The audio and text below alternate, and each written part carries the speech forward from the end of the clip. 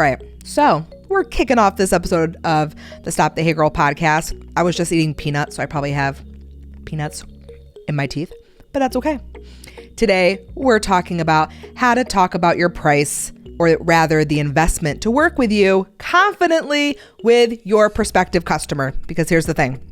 I recently went on a rant about how to not let what you think someone can or can't afford dictate your pricing on your products. It's over on my IGTV. If you want to go and check it out, you should already be following me on Instagram at Kayla Ibanez.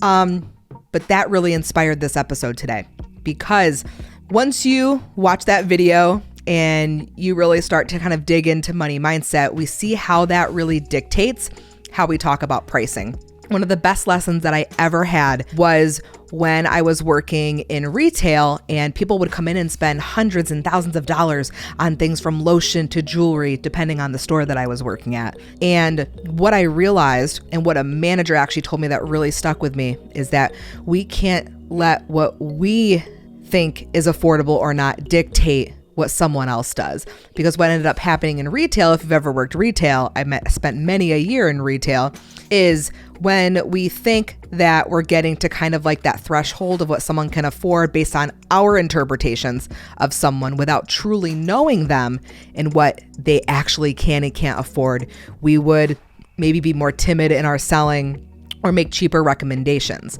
So the biggest thing when it comes to talking about the investment to work with you is confidence in your pricing.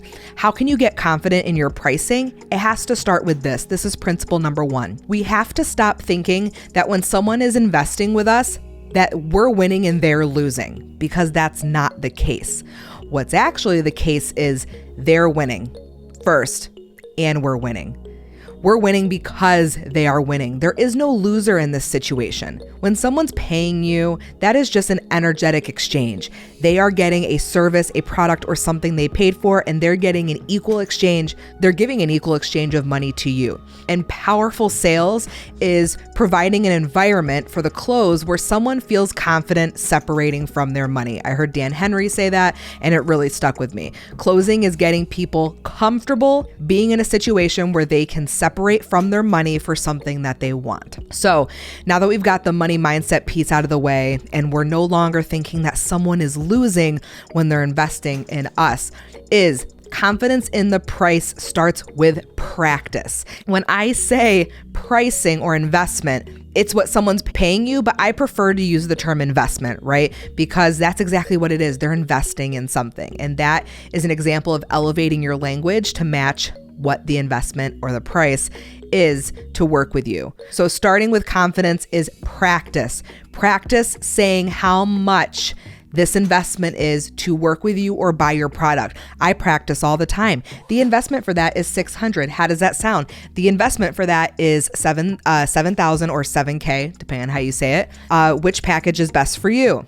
The biggest thing is practice. Do it in the mirror. Practice with a friend. You can role play with someone in business. When you practice talking about the investment and you practice saying it out loud, you're able to empower yourself to say it. Because I understand, if you feel that maybe the amount you're asking in an investment is money that maybe you didn't even make in an entire month working, it is hard to say it. It is hard to be empowered. But where that comes from is, again, number 1, working on your money mindset, 2, practice, and number 3, knowing that you are putting the ball in their court to make an empowered decision, whether it's to work with you or not. I say that to people. I say, I want this to be an empowered decision. And whether that's to work with me or not, either is okay. But ultimately, it's your decision.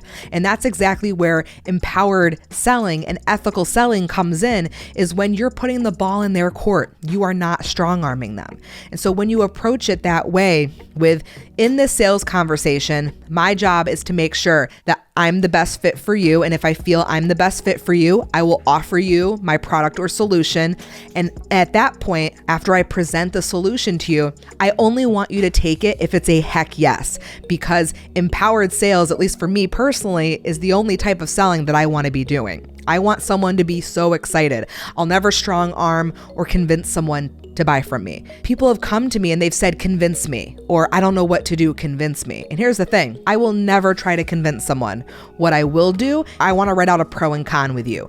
So let's do the cons first. What are the cons of making this investment? I lose the money. I hate what I bought. I never use it. Like, those are probably the main three. What are the pros?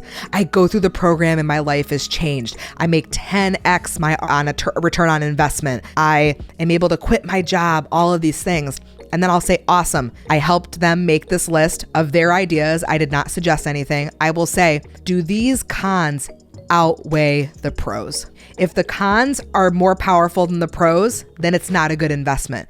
But if the pros are more powerful to take a chance on any of these cons happening, then it's the right move. And I'll say that's what I would recommend based on you saying that these pros outweigh the cons. But again, they made the pro and con. They made the decision that the pros outweigh the cons. And again, no matter what, when you are presenting the offer, it's about helping them make an empowered decision, not you deciding on their behalf. Now, the next kind of strategy I want to get in with you is, right, we've spent all this time practicing in the mirror. The investment is $600. How does that sound? Now we're going to put it in practice. So the biggest thing is, before I get to talking about investment, I make sure that every other question they have has been answered. That way, I know if they're unsure or if a question has come up, it's based on the investment, because I don't want anything else lingering. When we get to the point of the conversation about the investment, I already want them to be sold on me. I want them to be sold on the concept, and I want them to know that they want the offer. Those three things are a non-negotiable, and all three of those need to be covered before we talk investment. So once we've established all three, the prospect is a heck yes for all three. I make sure I've answered all of their questions. Then I say, awesome. Getting into the investment.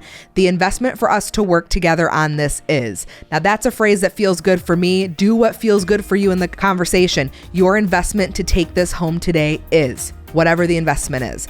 Now, if you have a pay in full and a payment plan option, I would always start with the pay in full and allow the payment plan to only exist if it's needed. Because if you jump in immediately with all these different options, you'll confuse your prospect. The investment for us to work together on this is $7,000. How does that sound? So I'll say the price and I'll usually say, how does that sound? Again, that's a phrase that feels natural to me. Pick a phrase that feels natural to you.